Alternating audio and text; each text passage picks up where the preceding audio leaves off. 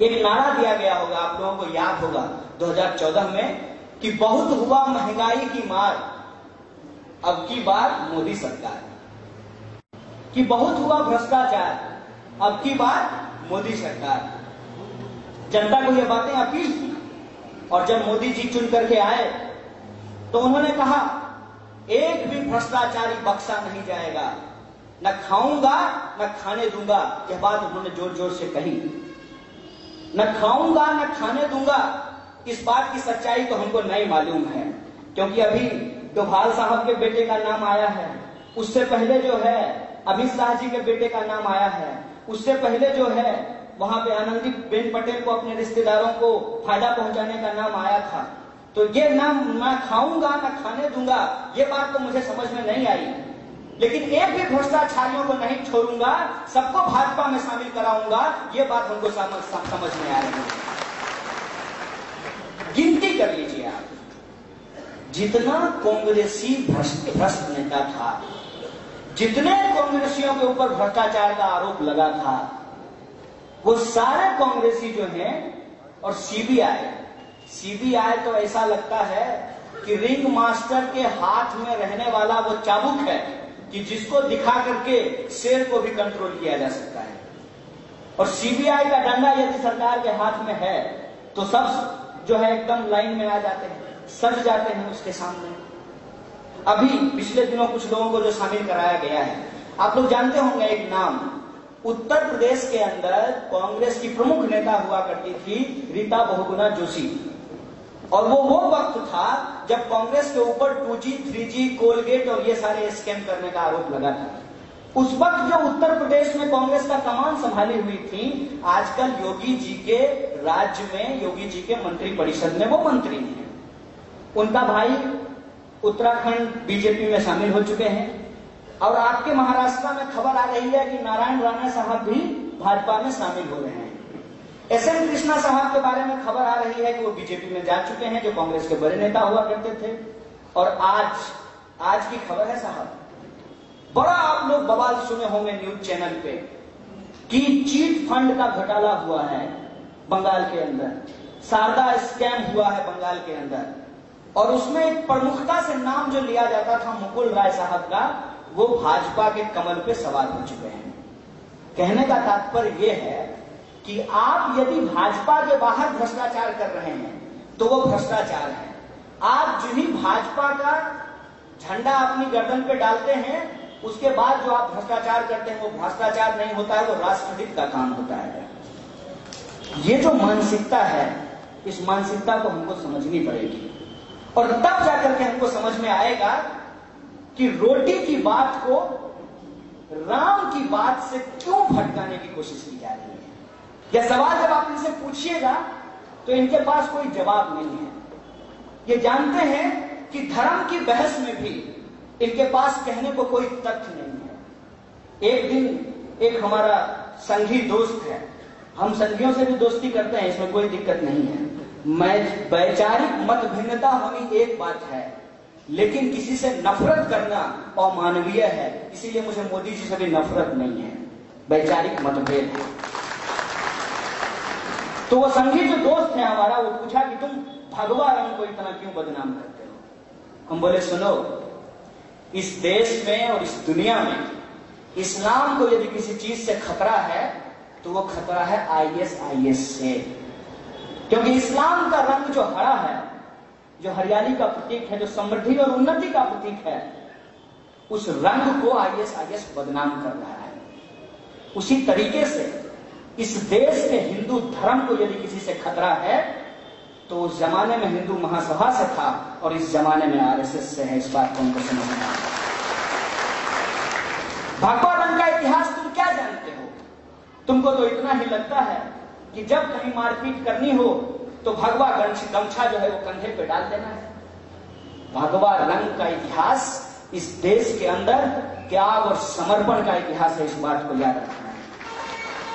और ये महाराष्ट्र की धरती है, ये धरती शिवाजी महाराज, साहू जी महाराज की धरती है, संत तुकाराम और अन्ना भाऊ साठे की धरती है, क्रांति ज्योति सावित्रीबाई फुले और ज्योतिबा फुले की धरती है। उसमें अगर आप भगवा रंग के इतिहास को देखेंगे तो भगवा रंग शिवाजी का रंग था, जो वीरता का प्रतीक है।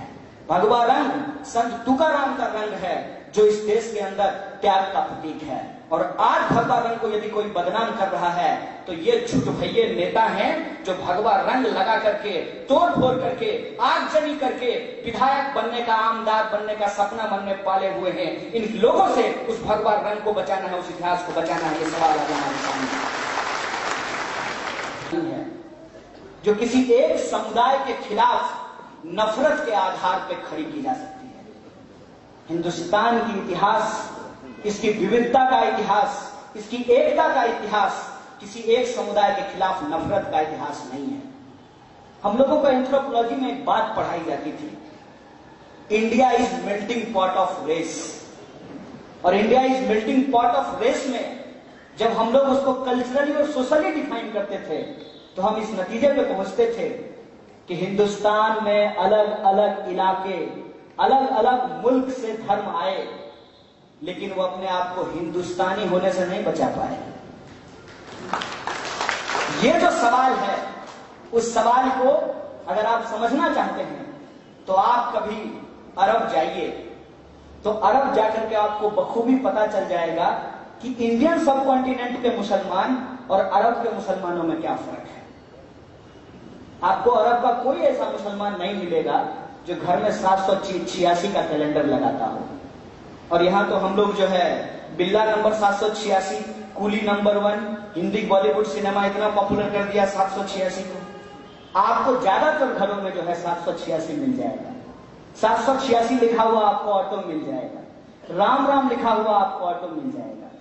भारत का धर्म इसीलिए अलग अलग धर्मों को आकर्षित कर पाया क्योंकि यह किसी धर्म को पराजित करने के सिद्धांत पर आधारित नहीं है, किसी भी धर्म या संस्कृति को स्वीकार करने के दर्शन पे आधारित है, उस मानसिकता पे आधारित है। हिंदुस्तान की इस पूरी की पूरी संस्कृति को, इस पूरी की पूरी विविधता को आज जो है संकुचित करने का प्रयास किया जा रहा है।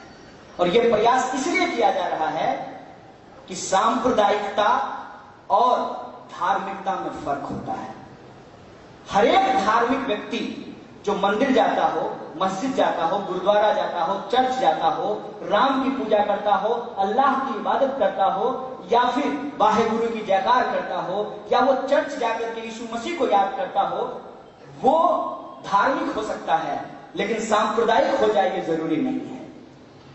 सांप्रदायिक होने और धार्मिक होने में फर्क यही होता है कि धर्म आपका व्यक्तिगत मसला है।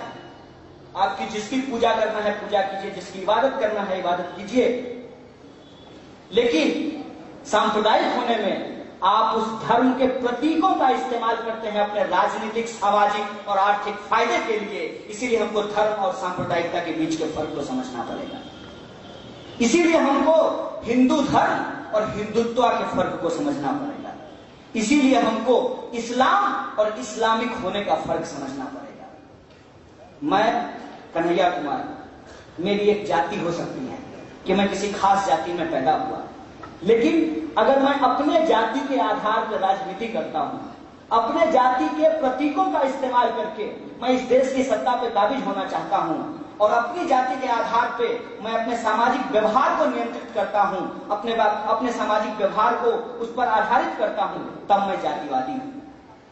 हिंदू धर्म का होना एक बात है, हिंदूवादी होना बिल्कुल अलग बात है। इस बात को हमको समझना पड़ेगा। और आज जो ये मामूली सा फर्क है, जहां हम अपने प्रतीकों को लेकर के बहुत गंभीर हो जाते हैं, लेकिन जो धर्म की मूल भावना है उसको अगर हम समझने का प्रयास नहीं करते हैं, इसका मतलब यह है कि हम रोशनी को तो देख रहे हैं, दीपक जल रहा है, उसमें हमको रोशनी तो दिखाई दे रही है, लेकिन जल क्या रहा है, किसकी कीमत पे यह रोशनी हो रही है, यह हमको पता नहीं चलता है।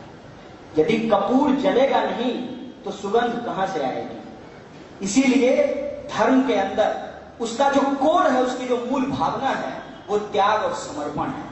और त्याग और समर्पण को भुला करके सिर्फ और सिर्फ यदि नफरत की बात की जा रही है, वैसे दौर में हमको अपने धर्म को यदि रिक्लेम करना है तो एक बात बहुत अच्छी तरीके से गाने में कही गई कि तू हिंदू बनेगा न मुसलमान बनेगा, इंसान की औलाद है, इंसान बनेगा। ये बात हमको समझनी चाहिए और ये हमको समझना पड़ेगा कि संसद भवन में खड़ा होकर के जय श्री राम का उद्घोष करना और शाम को भगवान की मूर्ति के सामने बैठ करके राम राम का भजन करना, दोनों में कितना फर्क होता है। एक काम त्याग के लिए है, समर्पण के लिए है, मुक्ति के लिए है, और दूसरा काम भोग के लिए है, विलास के लिए है, सत्ता के लिए है। यह बात हमको समझनी पड़ेगी। एक भगवा रंग जो संत तुकाराम का रंग है, जो समाज के अंदर समृद्धि और शांति के लिए, त्याग के लिए, सबके बीच में एकता और बंधुत्व के लिए इस्तेमाल किया गया था। दूसरा भगवा रंग योगी आदित्यनाथ का रंग है, जो लोगों को कब्र से निकाल करके उसका बलात्कार करने की बात करता है। ये नफरत की बात है, ये विभाजन की बात है। ये बात हमको समझना पड़ेगा। हिंदुस्तान में यदि लोग यह बात को नहीं समझेंगे तो राम की बात करते करते नाथुराम का मंदिर घर घर में बना दिया जाएगा। ये सवाल आज हमारे सामने है।